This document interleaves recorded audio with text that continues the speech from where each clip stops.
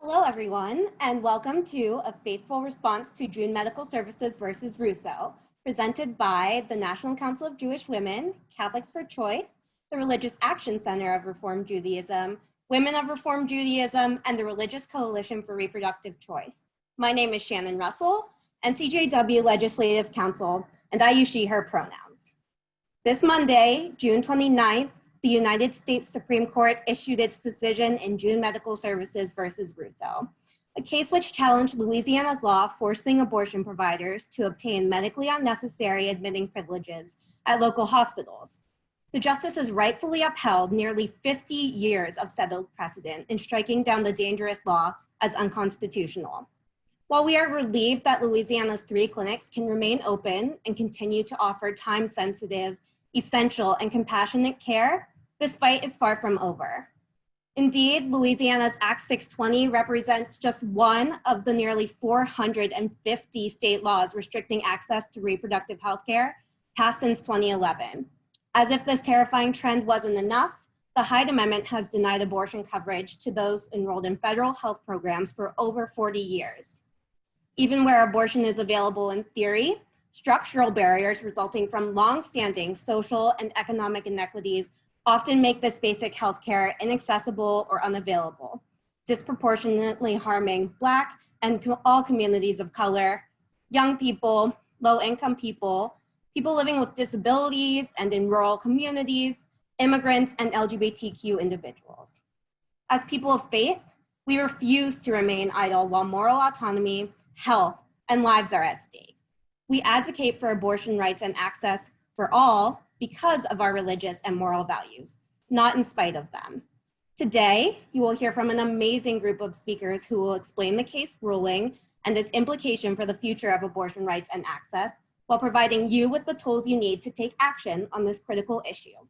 I'll introduce them in a moment, but first, some housekeeping. Everyone's mics are muted and cameras are turned off in order to keep the focus on our speakers. Feel free to write questions down or drop them in the chat box as we go. You can reach out to action@ncjw.org or write in the chat if you are experiencing ongoing technical issues, but please note our limited capacity while the webinar is running. Finally, a gentle reminder that we are recording this webinar and will upload it to NCJW's website. With that, we are thrilled to welcome Scott Ruskay-Kidd, who serves as Senior Staff Attorney for U.S. Judicial Strategy at the Center for Reproductive Rights. He works on developing new legal theories, managing strategic alliances, and organizing amicus efforts to protect reproductive rights, including with religious organizations. The Center for Reproductive Rights is a 200-strong person organization with headquarters in New York and offices in Washington, D.C. and around the world. For more than 25 years, the center has been the driving force in many of the most significant legal victories ensuring access to reproductive health care across the globe, including June Medical Services, LLC versus Russo. Scott, thank you so much for joining us today. A pleasure getting my video and my audio on.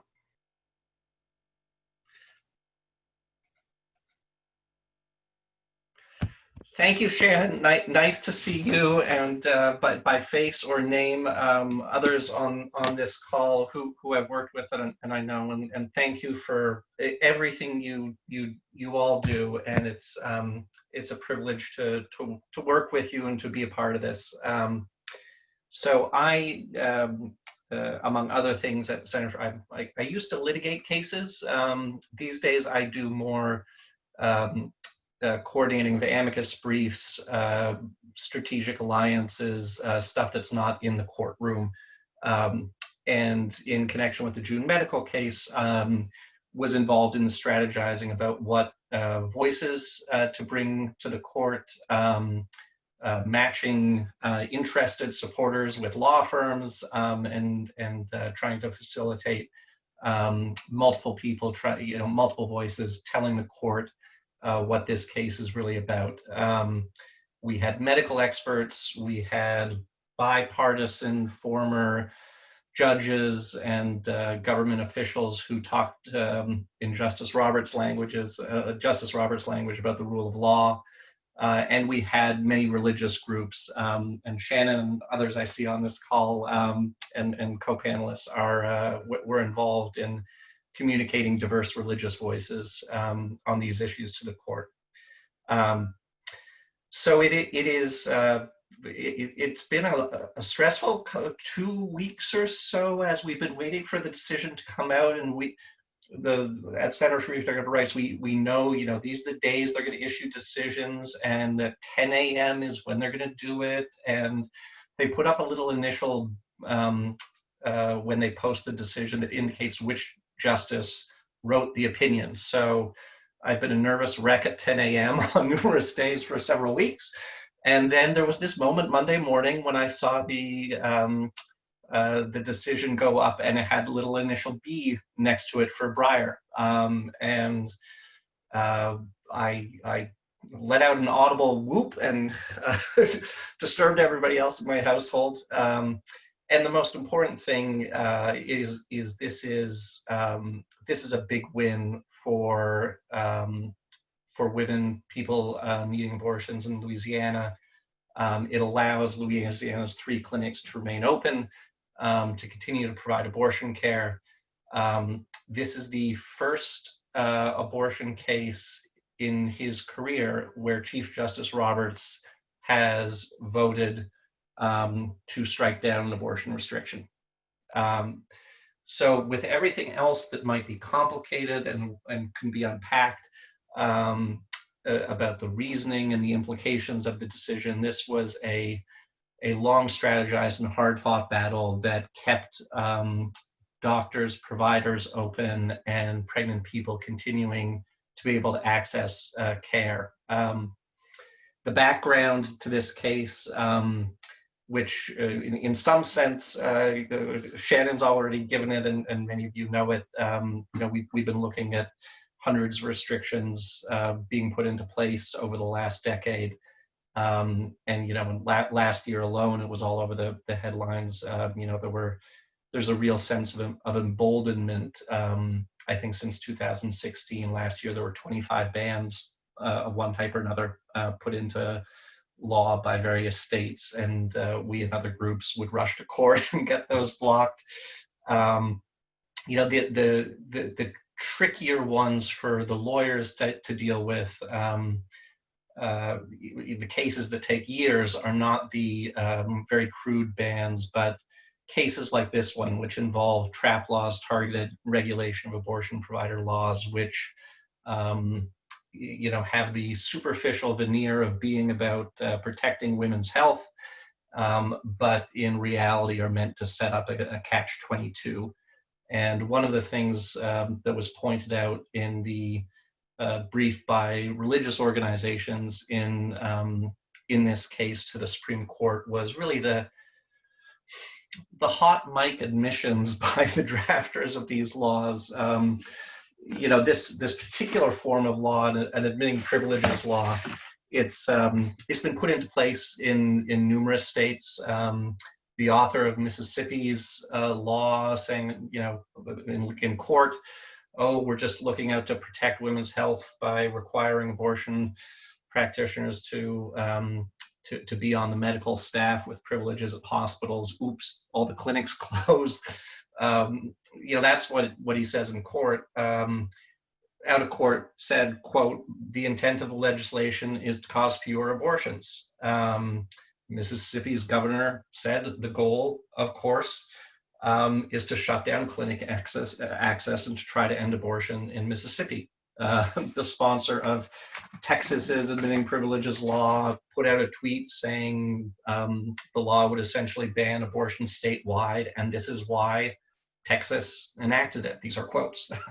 The Louisiana, the crafter of Louisiana's admitting privileges law, which was decided this past Monday, sent an email to sponsor in the legislature of the bill, noting Texas's identical law had such, quote, tremendous success in closing abortion clinics and restricting abortion access in Texas, and so we're going to, quote, follow this model.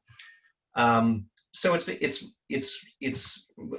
a funny situation where we know, the other side knows, and the judges all know what's going on, and nonetheless these complicated trap cases that are really pretextual.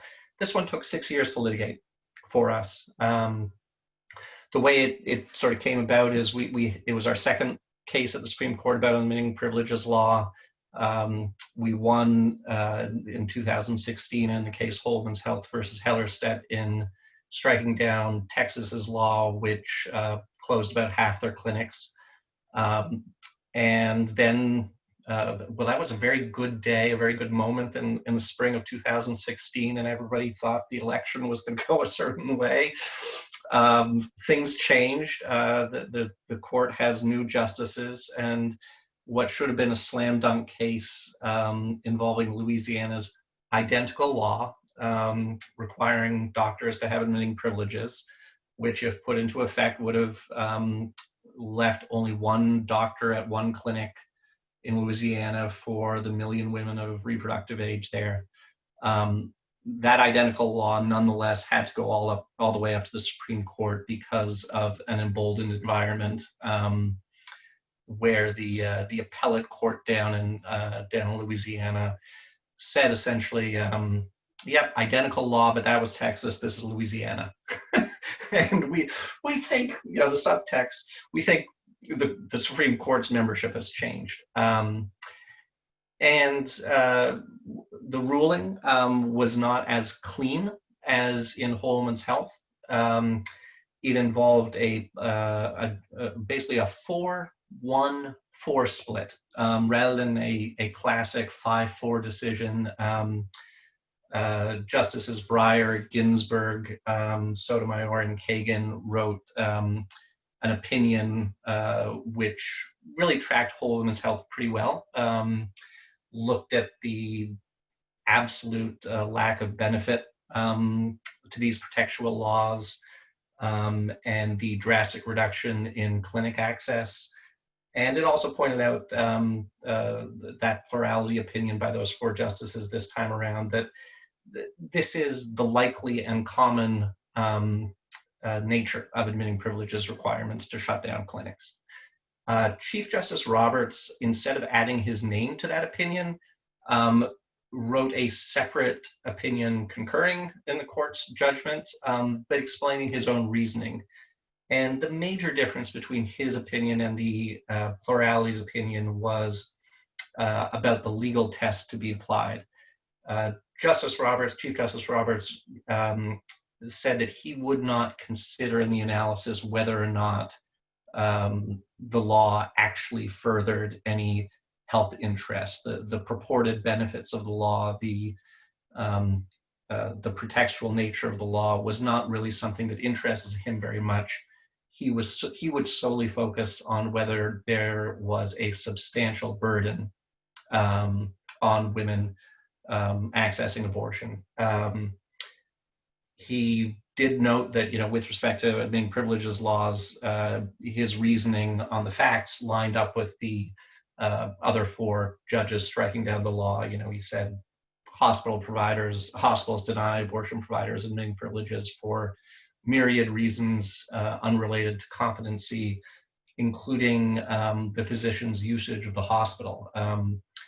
If you're not going to perform procedures in the hospital, they won't make you part of their staff. This is written up in the bylaws. The doctors here and in other states send out applications and they get denied. And Chief Justice Roberts pointed out, as did the plurality, abortion complications are very rare, especially ones requiring hospitalization. A clinic can go years without one. And so Louisiana's abortion providers, just like those in Texas 4 years ago, are going to be in a catch-22 where their outpatient practice is so safe and so capable of being done on an outpatient basis that there's no realistic chance that they will end up being given staff privileges and put onto hospital staffs.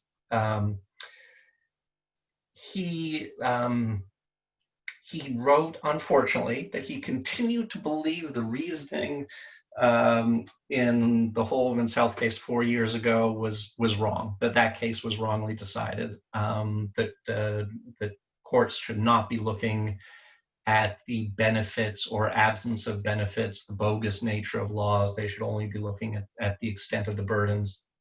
But he really emphasized that this Louisiana law was identical to the Texas law, and the rule of law really compelled him to join the plurality of with Justice Breyer's opinion and strike down the Louisiana law. The 4 more conservative justices, including the 2 most recently appointed to the court, Justices Kavanaugh and Gorsuch, would have voted to allow the law to go into effect. So we have won with respect to one law among an avalanche of many other laws, and we expect the fight to continue. The complication of having new justices and Chief Justice Roberts' unique sort of reasoning in this case means there's going to be more litigation. I think in a lot of states there's going to be legislatures who are encouraged to think they got a little bit of an easier time now passing pretextual laws to shut down clinics. And we will both we in the legal sphere and everybody else in outside the courts are going to be doing, I think, having to do everything we can to continue to secure access. And this is, I'm a lawyer, so the part I deal with is sort of the securing the right. But there's also so much work to be done, of course, in securing realistic access to the right, including for the vast majority of people who are getting abortions who are really facing multiple barriers to access. So that's the background of the case. Thank you again, Scott, so much for sharing your time and expertise with us today and throughout our amicus brief efforts.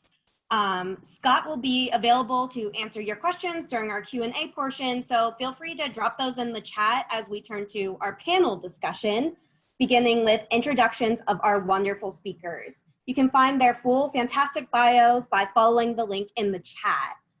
Reverend Dr. Carrie Jackson serves as the Religious Coalition for Reproductive Choices Director of Spiritual Care and Activism, and is a minister in the United Church of Christ who grew up in the Pentecostal Church and participates regularly in other spiritual traditions. Reverend Barbara Jarrell is minister at All Souls Unitarian Universalist Church of Shreveport, Louisiana, a congregation that she has served since 1996 in various roles, including music director, religious education director, chaplain, or acting pastor, before she was fully ordained as minister in 2011. Sheila Katz is CEO of the National Council of Jewish Women, a network of over 100,000 advocates across the US who are living out their Jewish values and turning their progressive ideals into action. Sarah Hutchinson Ratcliffe, acting president of Catholics for Choice, heads the organization's work as the leading voice, working at the intersection of faith, reproductive health and rights, and religious liberty. Barbara Weinstein is the director of the Commission on Social Action of Reform Judaism, a joint body of the Central Conference of American Rabbis and the Union of Reform Judaism and its affiliates. She is also the associate director of the Religious Action Center of Reform Judaism, where she helps guide the RAC's broad range of social justice work. Everyone, thank you so much for being with us today. Now, let's get down to business. I see you all popping up on my screen. Great. Every day, we stand as people of faith who support equal, fair, and comprehensive access to healthcare and respect for personal decision-making. How does faith guide your work to ensure that all have access to the full range of reproductive healthcare, including abortion? And Carrie, I'll call on you first. Thank you. I'm so very glad to be here this afternoon. So I'll start with this. In the Judeo-Christian sacred text, a prophet named Micah raises the question to God, "What do you want from me?" God's response outlines three key spiritual principles. Pursue justice, love mercy, and walk humbly with God. Also present in sacred texts across many spiritual traditions is the core principle, love your neighbor as yourself, and the corollary principle, all people are your neighbors. For me, these spiritual principles are designed to promote human dignity and human flourishing that I believe is intended for each of us by our Creator. Central to human dignity and flourishing is access to safe, affordable, comprehensive reproductive health care, including abortion. When individuals are constrained in their access to reproductive health care, their human dignity and flourishing are also constrained. When politicians, religious leaders, medical professionals, employers, and anyone believe they have the right to constrain the personal agency, bodily autonomy, and reproductive health care decisions of anyone in our society, several things are clear to me, and I hope they'll be clear to you. One, they do not regard all people as their neighbors. Two, they do not value justice. Three, they lack compassion. Four, they want to have power to control the lives of others, especially women. And five, they want human dignity and flourishing only for a select few in the society. As an ordained Christian minister, it is vital to my spiritual calling that I advocate and fight for the dignity and flourishing of all people. This is the reason I cannot rest, and I pray none of us will, until all individuals in the society, regardless of where they live, their income, their race, their gender identity, how they worship, etc., have access to reproductive health care that supports their human dignity and flourishing. Thank you. Thank you, Carrie. Reverend Barbara. Thank you. It's nice to be here today with you people. I really appreciate your work. My faith teaches me, this, as does Reverend Dr. Jackson's, that I am to act humbly and to do what I can to be merciful and just. And my faith tradition has a long history of being a progressive witness for freedom and for justice. And we are called to affirm and promote the inherent worth and dignity of every person. You can't do that if you're denying people the right to make decisions for their own life. In my understanding of faith, my relationship with that which is greater, the source of the universe, whatever I care to call it, is mine. No one else can dictate what that relationship should be, and no one else can tell me what that relationship calls me to do with my life. The decisions people make when they're making choices for healthcare and reproduction are often difficult choices. And if someone else is making those even harder, they are not doing anything to be just. They are not doing anything to care for those who need care. They are not being there honoring their inherent worth and dignity, their autonomy.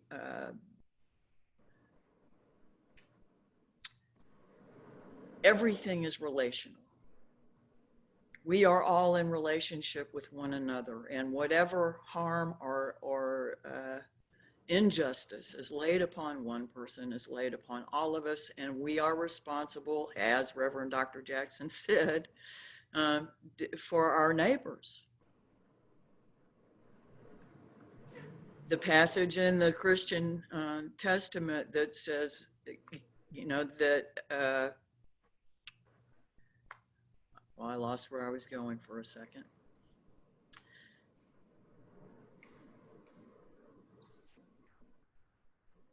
Well, I'm sorry about that. It's all good. Justice is justice. Yes. And if it isn't for everybody, it isn't justice. You know, the people who would deny the right to choose one's own health care are not in favor of justice. The people who are not allowing people to have access to the same health care that they can benefit from, whether or not it's legal, you know, the privileged will always have access to abortion, no matter whether clinics are open or not. 75% of the people who visit the clinic here live below the poverty level. That ought to tell us something about how accessible the means of health care and reproduction choices being made in healthy ways are more limited in a community that doesn't have access. You know, they talk about trying to do these legislative limitations to improve, protect women and improve their health and care about them. But in the same time that Louisiana has developed more legislative restrictions on abortion and women's reproductive health care rights than any other state in the country, the maternal mortality rate has risen 28%. I can't believe that what they're doing is accomplishing what they say they are trying to do. I also believe that we are called to truth. We have to answer to what the truth is. The truth is always unfolding before us. And it's our job to pay attention and not try to slant it the way we want it to go. All of that's a matter of faith for me. Thank you. Sheila. Great. Well, the wonderful thing about being on a call with interfaith and faith leaders in general is that we all agree with each other. So +1 to what's been said by both amazing reverends before me. And just to build off of what Reverend Barber was just saying, you know, abortion just isn't a right if you can't access it. And it's so important that we continue to highlight that there is that this is actually targeting Black women and this is targeting low-income women. It needs to be named as often as possible. But in response to your question, Shannon, about faith and how my faith guides me in this work and at the National Council of Jewish Women, it's pretty simple. Judaism permits abortion, full stop. And sometimes Judaism requires abortion when the life of the pregnant person is at risk.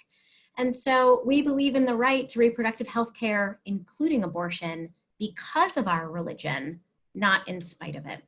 And I think that that's really important as we continue to grow the narrative around the faith perspective around abortion, that we are doing this because of our religion. And so, so I'll quickly just share a little bit about where this comes up in the Torah in case people don't know. And then maybe I'll put in the chat, I published an op-ed this week with Rabbi Danya Ruttenberg going into great detail about how Judaism supports and permits abortion. And I think it's important that we're able to claim this as part of the narrative of our faith. And so the summary of a rather complex story is that a pregnant person is harmed and she loses the baby. And there is a discussion that takes place in the Torah about what the consequences are for the loss of the fetus. And it's determined actually that it is not the same consequence as if a person should have been harmed or died, but that it's actually very different and that a fetus does not have a classification of personhood. And so this isn't commentary, some shape or form. This is in our text. It says very clearly that a fetus is not a person. And then it goes on even further to make it known that actually the right of the pregnant person is paramount all throughout childbirth. And so I think all of these things together constantly tell us that the priority or the pro-life narrative of Judaism is to support the right of the pregnant person to make whatever decision is best for them. And there's certain interpretations that go beyond that. I would say that's the basic interpretation of Judaism. And then there's some that go beyond to say that wellness would be considered as part of an interpretation of what makes the pregnant person is a condition for a pregnant person to have an abortion, finances, etc. So in the narrowest definition, Judaism permits abortion and sometimes requires it. And in the most expansive and progressive definition, it's that people should be able to make any choice that they want at any moment in time for their bodies. And I'm really honored to be at the helm of an organization that pushes this both from a faith perspective and seeks justice for everybody as part of this. We really are working to make sure that every single person can make their own moral and faith-informed decisions about their body, health, and future. And our Jewish values compel us to support full access to safe and legal abortions as basic health care. Yes, thank you, Sheila. And Sarah. Great, thank you so much. I am also, will echo Sheila's thoughts and to say how proud and happy I am to be here and to represent the Catholic view. Catholics for Choice is an international NGO that does work in advocacy on reproductive rights and social justice and religious liberty. And one of the things that we always say is that it is very Catholic to be pro-choice. Choice is a very particular and moving thing for us as Catholics. Our faith really brings us to this work because of our reverence for individual conscience. We as Catholics are called by our faith to follow our conscience, and in fact are duty bound to follow our conscience where it leads us in moral decision making, but also to respect others' right to do that same. It actually is against the Catholic faith for us to impose our will or to usurp another's conscience. And this certainly is true in decision making about pregnancy and reproductive health care in general. So when a person exercises her moral agency to seek abortion services, it is their duty, and they really, as Catholics, to find that when they're Catholics themselves, but they really need to be met with affordable, accessible, compassionate care, because, as many of the others have said, it is about how we treat others that most of our faiths show up in the world. We also have several teachings in the Catholic faith, or pillars, which call the vast majority of Catholics to our pro-choice position. The reverence for conscience, as I mentioned. Also, social justice, our call that each of us should have access to and the right to affordable care, to housing, to all of the things that we need to go through life shouldn't be dependent upon our limited pocketbook. So in order to make sure that everyone has the same access to the services and the ability to exercise their conscience-based decisions, we need to make sure that abortion is affordable no matter where folks live and no matter where they get their insurance, among other things. The last pillar that's really key to Catholics for Choice's work and to the work that we do to ensure access to abortion and other services is the idea that we really have a respect for religious liberty. I mean, I think we've done much and many work with the folks on this call and many others across the interfaith spectrum. Because despite what the Conference of Catholic Bishops, the hierarchy of our church might say, we as Catholics live our faith and these principles and these tenets of our faith in our own ways. And it is our duty as Catholics, as I said, to follow our conscience, but it's also our right as Catholics to dissent from the hierarchy when we feel they're going in the wrong direction. So it is our moral imperative, we believe, to stand up and speak out for those who need care, for those who should have it, and for the providers who take care of them, often as a matter of their faith. I also will pop into the chat our sort of signature publication that talks in much more depth about the theology behind our work. If folks are interested, I encourage them to read that. Thanks, Sarah. And Barbara. Thanks, Shannon. You know, I've been listening to my wonderful colleagues here, and I'm thinking a lot about the Jewish prayer called the Mishabera. And it's one of the most common Jewish prayers you'll hear in any of our worship services. We pray for physical and mental well-being. And even as we're doing that, we're praying for God to heal us. We also know that we're mandated to be God's partner in ensuring that that healing, that health is possible, to make sure that the systems themselves are in place to promote health. And that includes ensuring that we have a functional healthcare system. It's why the Reform Movement was such a vocal proponent of the Affordable Care Act. And also, of course, the ability to access care, not just in name, but in reality. And the fact of the matter is, as we've heard already, and we all know, abortion is safe and often a necessary procedure, and it's up to each of us to make sure that it is accessible. And I'm also thinking a lot about the Jewish teachings around just principles of justice. And you know, it'll be a familiar phrase to many of us on this Zoom. We're not just told that we should have justice or enable justice, but to pursue justice. And so we have to make sure, again, that access to abortion itself is just, that it's not dependent on where you live or how much money you make or the color of your skin. Roe itself, Roe versus Wade, is meaningless if you can't access the care that the Constitution says you're entitled to, whether because you have to take off work or drive for hours to get to the nearest clinic and spend time, you know, days in a hotel because of mandatory waiting periods, or on and on and on. So for me as a Reform Jew, for the women of Reform Judaism, the Reform movement overall, as for people of faith across the religious spectrum, these are issues of health and justice, and they aren't tangential to our religion and our faith, but they're really central to it. Yes, thank you all so much for your insightful answers to that question. I'll ask the next one. This week's decision was undoubtedly a win in that the Louisiana law was declared unconstitutional and will not take effect. However, as I noted in my remarks and Scott noted in his remarks, this fight is far from over. How can we move forward to ensure abortion rights and access for all while centering those that are most impacted by the ongoing wave of restrictions and bans? And Carrie, I'll call on you. Okay.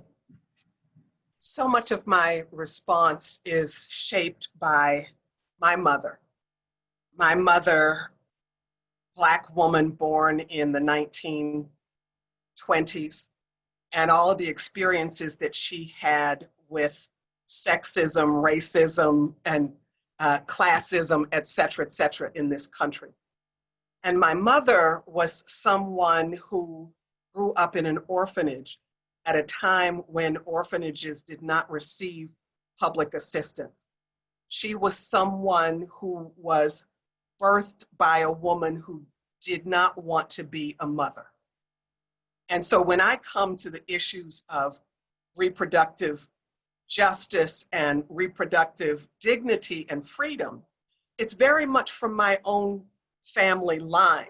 Had my grandmother had the opportunity, and maybe I wouldn't be here, who knows, I don't know.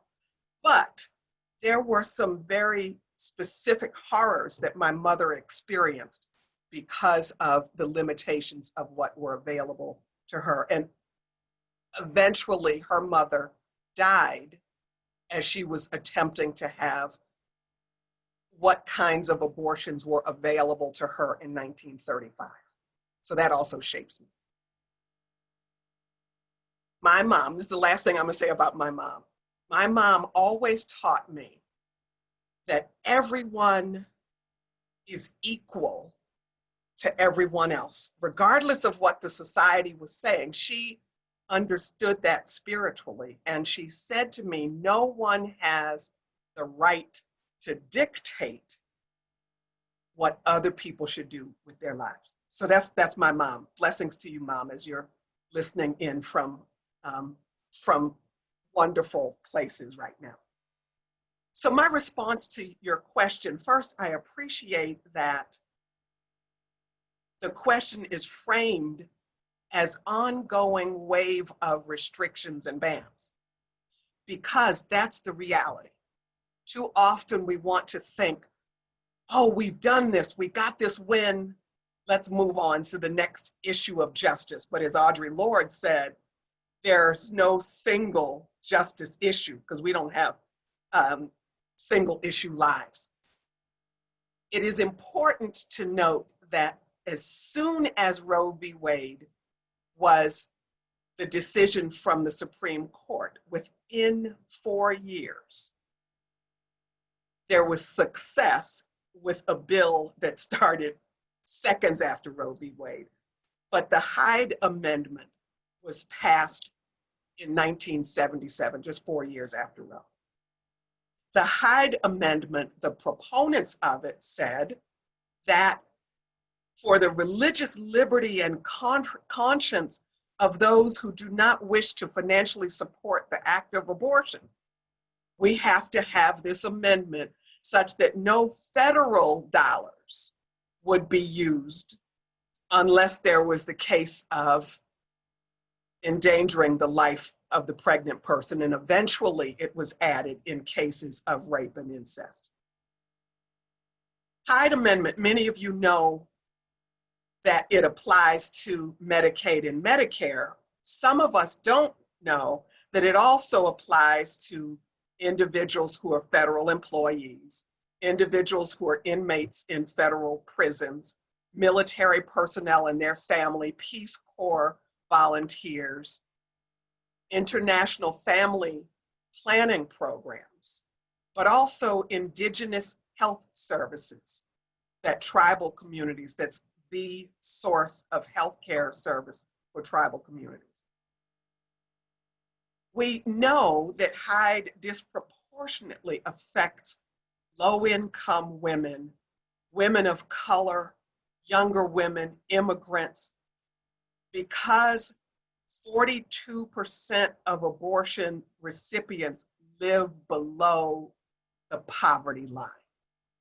And as Reverend Barbara said, those who are receiving abortion care services in Louisiana, it's something like 70%. And we really have to sit with those realities. As Reverend Barbara said, people with financial ability will get access to anything they want, abortion care or whatever it may be. And so when I was talking earlier about pursuing justice, and Reverend Rabbi Barbara, sorry about that, Rabbi Barbara. Rabbi Barbara was also talking about the importance of not just having justice, but pursuing it. That has to be conscious and intentional. And right now, there are currently only 17 states that provide from their state budgets coverage in Medicaid for abortion care services, only 17 states. We have a lot of opportunity to work with the other states while we're working toward the repeal of the Hyde Amendment. I believe as people of faith, when we're talking about anything that prohibits people or limits people in having the fullest life that they can have, this wave of ongoing restrictions, we also have to have a wave of fighting against them. And we've got to not let up on that, not treat, and I love,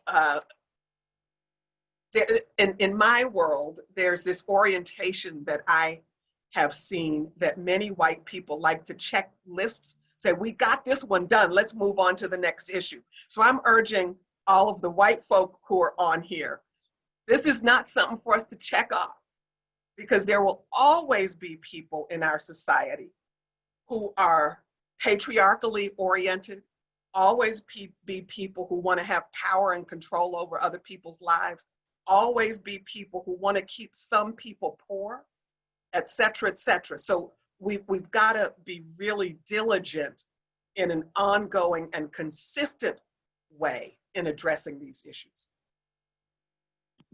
And I think, Sheila, you're going to follow me? Yeah.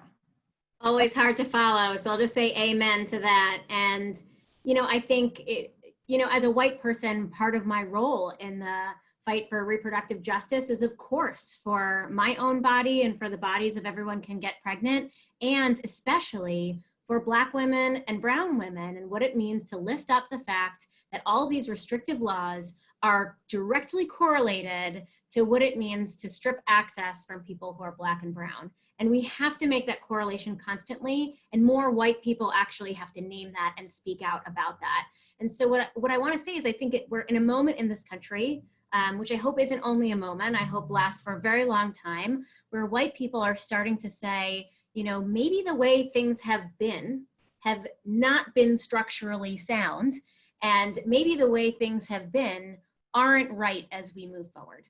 And we're beginning to explore systemic racism and really see how it permeates in every aspect of society. And reproductive justice is no different. And so we have to own that. We have to name it. We have to understand that, like, if there should be a ban in DC tomorrow, I will still be able to go get an abortion. But who is unable to get an abortion? Low-income women, trans men, and the LGBTQ populations, and people who are systematically oppressed in even deeper ways in this country. And so I think we just constantly have to say it and lift it up. And as we're thinking about, right, what are we doing about the police system that seems to be too violent, and exploring what that looks like in this country, we also better all get together and say, this Hyde Amendment that's been in all of our appropriations, that even left-wing senators and folks continue to pass, we have to call them out on it and say, it is not appropriate to pass as part of your appropriations process something that says people who are low income, people who are Black, people in a variety of circumstances can't access abortions, because what they're essentially saying is, if you can't afford this, then you're unable to get an abortion. Oh, and by the way, you don't have a choice about whether you have a child or not.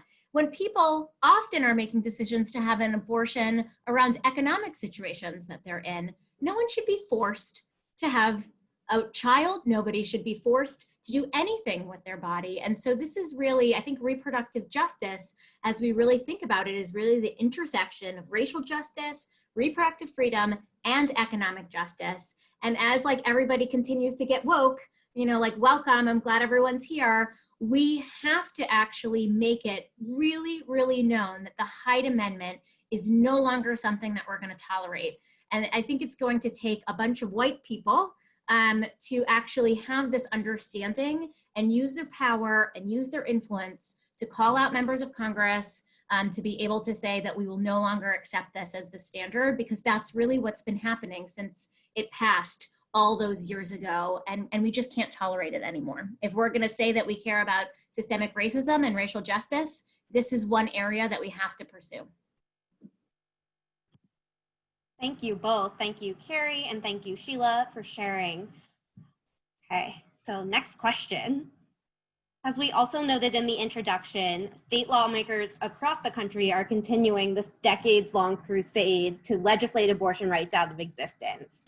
Can you address the impact of these restrictions and bans for folks on the ground attempting to access this time-sensitive essential health care? And Reverend Barbara, you're in Louisiana, so I'll let you go first. Thank you.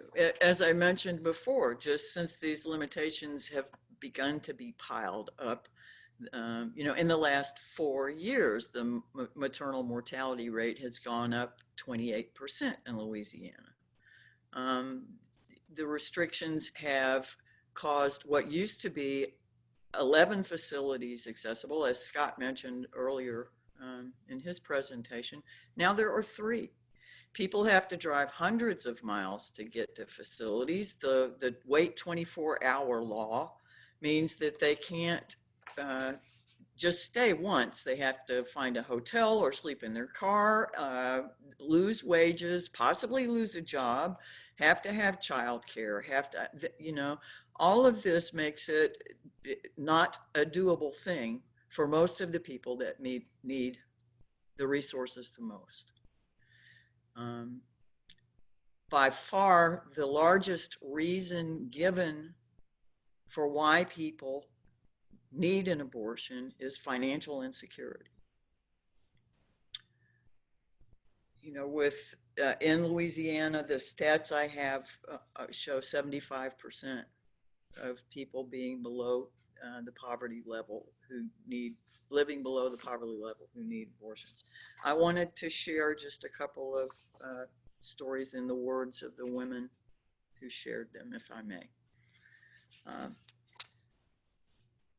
I'm 34 years old. I have a 13-year-old and a 15-year-old. I am not the same mom I was when I had them. The three of us have been through so much. I feel it would be completely careless and selfish to have a baby. I know I can't care for the way that I would need to, not financially or emotionally. My kids are my best friends, and I can finally give them the things they deserve, things they want, not just bare necessities. I would not jeopardize that for anything or anyone. Without this access to abortion, I would very literally drink bleach. Another woman said, I've had 3 C-sections, which has caused a lot of buildup scarring inside. The last C-section, the doctor had trouble getting the placenta out due to the excess scarring. I also lost a lot of blood. I know that chances of this happening with each C-section increase each time. I want to make sure I am here for the kids I have instead of taking another high-risk C-section. People have gone out to protesters and said, okay, you want me to not have this, you want me to have this child? Are you going to pay my health care? Are you going to cover the job I lose when it's a high-risk pregnancy and I'm stuck in bed for 6 months? 6 weeks. The things that are happening have real consequences.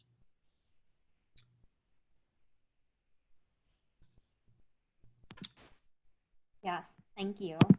Thank you so much for sharing those stories. Sarah, you are up next. So I think it's really important that we as people of faith often are one of the sets of voices that talk about the individual experience, because we live our lives in the community. We live our lives by walking that walk. The fact about Louisiana is just one example, of course, and these cases were about Louisiana, but the laws that are affecting the least of us and those who most need care and access are certainly have been across the country.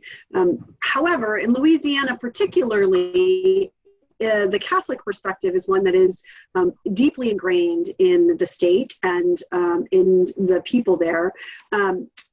Louisiana has about 1.2 million Catholics. It's about 26% Catholic. But the bishops, who have very, very strong and deep political capital, there's only 10 of them. So when you talk about the 1.2 million Catholics who need care and who seek care, and then you're talking about 10 bishops who stand up and say, we are Catholics of Louisiana. The truth is that Catholics across the country really believe strongly that it is our right and our duty to call out when the bishops are speaking for us in a way that doesn't represent what we believe. And these laws in particular harm the least and most vulnerable in our society, first and worst, whether that's women and people of color, whether that's folks in rural communities who have to drive even further to get to their community healthcare in general, much less an abortion clinic, whether that's Indigenous peoples, whether that's a number of other and certainly lower income folks. So the idea that we as Catholics were called to, little guest appearance, sorry about that, called to our faith and this work because we are Catholic, I think is absolutely part and parcel of the way that the Catholic bishops and the Catholic hierarchy in Louisiana has really leaned in and imposed their will on so many in society down there, rather than be a part of uplifting and paving the way for folks to get the access they need. It is absolutely against what most of us as Catholics believe and how we live our faith. So it's important for us to make sure that we represent that view as well. Thanks, Sarah. And Barbara. You know, in the last decade, more than about 450 restrictive abortion-related laws have been passed by the states, right? It's everything from biased counseling mandates to medically unnecessary procedures to Louisiana's law about admitting privileges, which itself was modeled on a Texas admitting privilege law. And that impact isn't felt equally. More than 2/3 of Louisiana abortion patients are women of color. And overall, nationwide, these laws disproportionately impact marginalized communities for all the reasons my colleagues just shared. Even you think of a state like Massachusetts, which is especially comparatively extremely progressive on these issues. We've got Reformed Jewish clergy and congregations working there to pass the Roe Act, which would eliminate structural barriers like judicial bypass laws.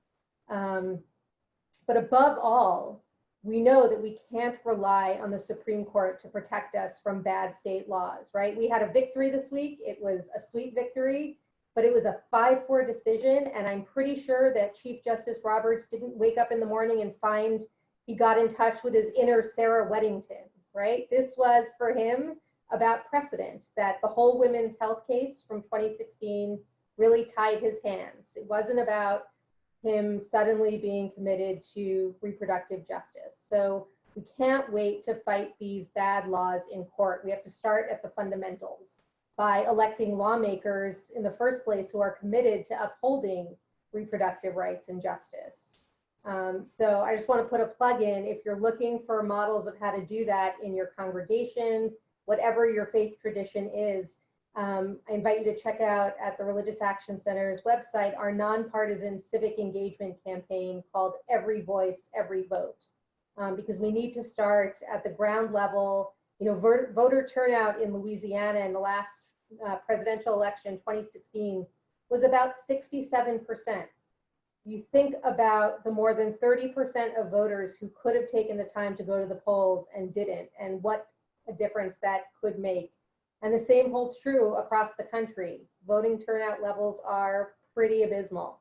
So this is our opportunity. A lot of people are focused on what's happening nationally. We have to look in our communities and state to state and start there by electing individuals who share our commitment to the constitutional rights that Roe established.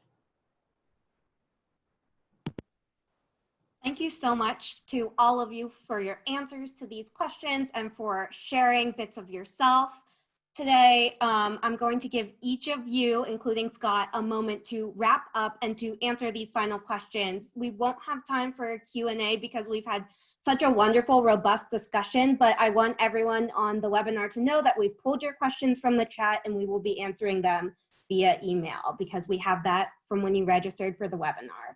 So to close out, why do each of you believe that it is important for people of faith to speak out on these critical issues? And Carrie, you can go first.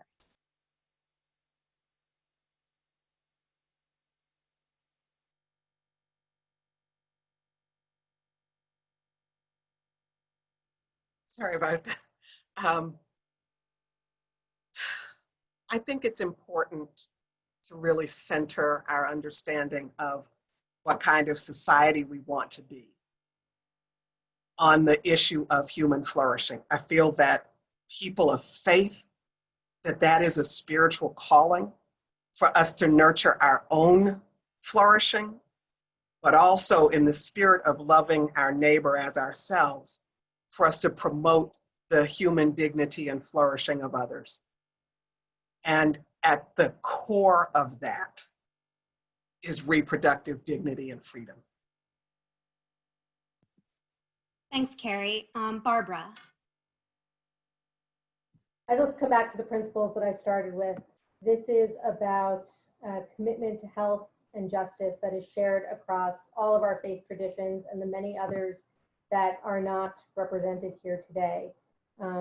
This is an issue that touches communities in every state, whether you are in an extraordinarily progressive state or one that is less so.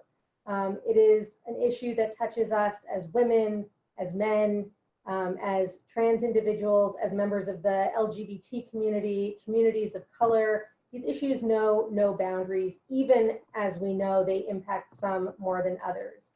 So for all of us who, just by virtue of being on this Zoom today, are clearly interested in building together a world that celebrates the wholeness and dignity that is inherent to every individual, this is fundamental to who we are and to what we believe in. And so as we go out and do the work of repairing what's broken in our world, this has to be at the center of it.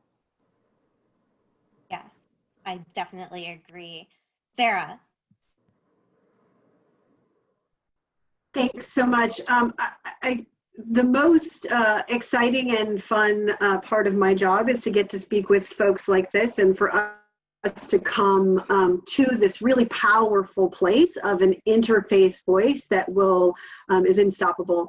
I think that someone in the chat mentioned that there are 5 conservative men, Catholic men, on the Supreme Court at the moment, and we as Catholics really are used to being represented in public or in the media by the voices of the Catholic hierarchy, by the voices of the very small minority of extremely ultra-conservative Catholics. And that's because the U.S. Conference of Catholic Bishops have done an extraordinarily good job of pretending that they represent all Catholic voices. The reality is they do not. So it is an imperative for Catholics, 80% of us who are pro-choice, to stand up and make sure our policymakers, the jurists who interpret the laws those policymakers make, and our communities are aware of the fact that Catholics do and can be pro-choice, and that we vote that way. So for us to speak out as Catholics is certainly important, but it's also important for us to join with other faiths, because there is more that unites us than divides us. And in this issue, we also agree on many, many, many aspects of why human dignity and reproductive freedom are an important part of our faith. Thank you, Sarah. Sheila. Yeah, I mean, ditto to what everyone has said. At the end of the day, this is about us making sure that the most vulnerable among us have access. And building off what Sarah said, there is a small but loud group of people who continue to claim religious values as opposing to abortion and abortion access. And what's the best way to counter a narrative that's rooted in faith? To give another narrative that's rooted in faith. And so I think we need to be louder. I think we need to not shy away from faith as a reason why we're leaning into this conversation. And it's why just this week, NCJW launched Rabbis for Repro, rabbisforrepro.com, and in one day got more than 500 Jewish clergy to sign on to commit around teaching about Judaism and abortion and educating their communities. First and foremost, for pastoral care, if 1 in 4 people who can get pregnant before 45 are having an abortion, then they should be able to turn to their rabbis and reverends and imams for pastoral support if that's something that they're seeking in that moment.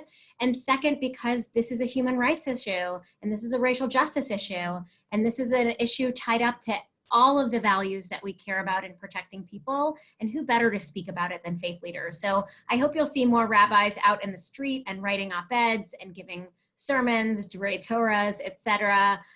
About this. And I'm really glad that we get to be one of the organizations with our great partners here in really inspiring more clergy to step up and take the mantle to counter a really dangerous narrative, because faith supports abortion. I mean, look at all of us on this call. Thank you, Sheila. Reverend Barbara. In my faith, we are told that we are called to build the beloved community. I think faith voices need to speak up, because people need to know when they are making hard choices that they are loved and that they are lovable. And they need to have the right and power to make those choices. Yes, thank you so much for that. And Scott, I will give you time to wrap up here as well. Thank you. I would distill it down to speak about it. There is silence. Larry Kramer recently passed away, a gay rights HIV activist. Silence is deadly. Most people think they don't know people who have had abortions. Even women in the advocacy community sometimes don't know each other's stories.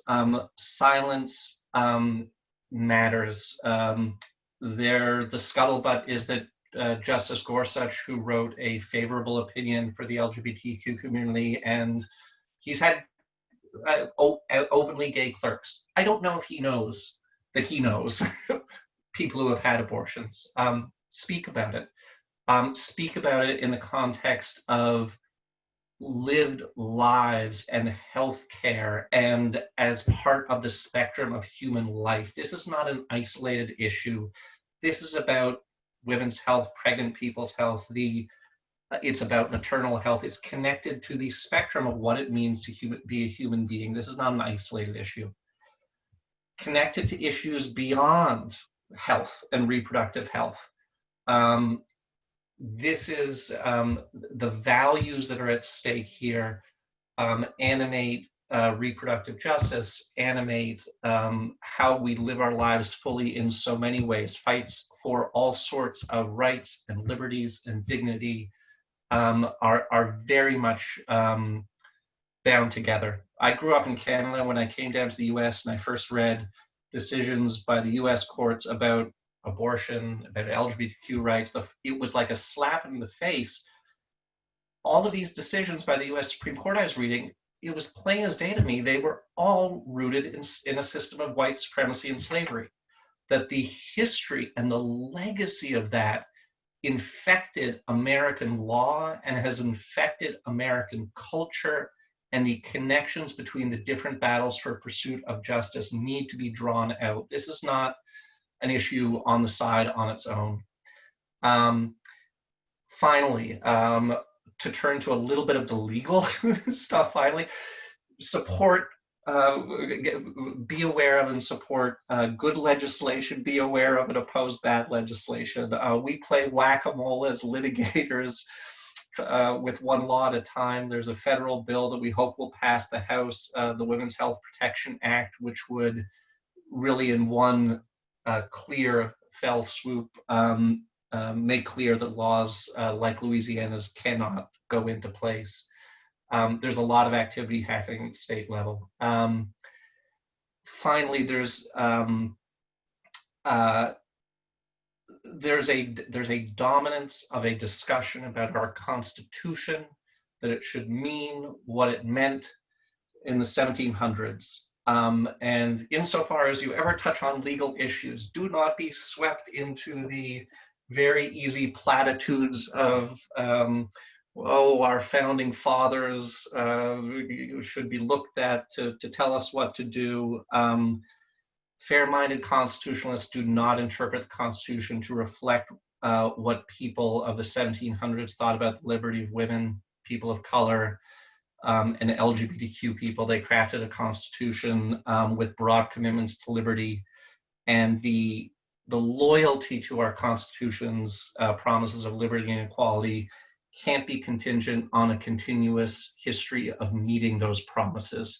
Historical tradition, original intentions, they're not always so great. We need to look at those promises and ask, what do those promises mean for women, for people of color, for LGBTQ people, for everybody? Courts matter, and everything else you do matters, and they all come together, hopefully, to make some positive change. Thank you so much, Scott. I would go back to law school just to take a class on everything you just said. Really amazing.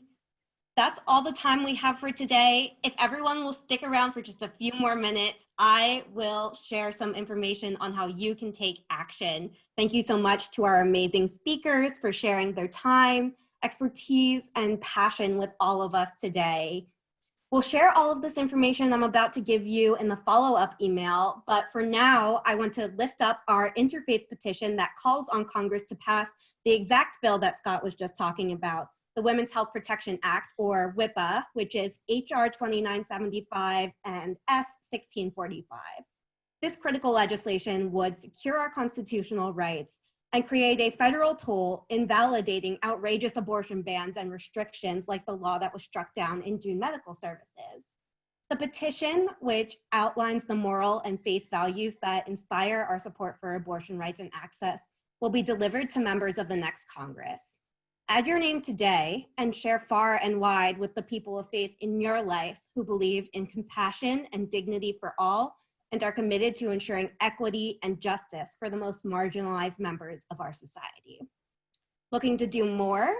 You can contact your members of Congress directly and urge them to pass WIPA by completing one or all of the action alerts offered by our organizations.